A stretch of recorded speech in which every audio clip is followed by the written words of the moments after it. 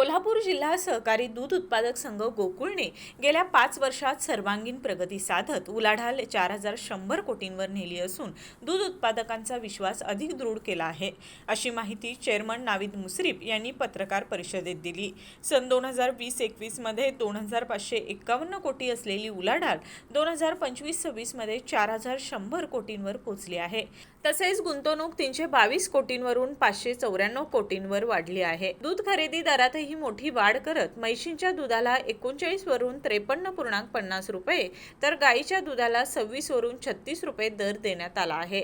दूध संकलन 12.22 लाख लिटरवरून 16.20 लाख लिटरपर्यंत वाढलं असून 20 लाख लिटरचा टप्पाही पार झाला आहे। विक्रीतही वाढ होत 15.56 लाख लिटरपर्यंत पोहोचली असून रमजान ईदला 25.41 लाख लिटर विक्रीचा उच्चांक नोंदवण्यात आला। शेतकऱ्यांसाठी विविध अनुदान योजना, महिला उत्पादकांसाठी विमा योजना तसेच सौर ऊर्जा प्रकल्पांमुळे खर्चात बचत झाली आहे।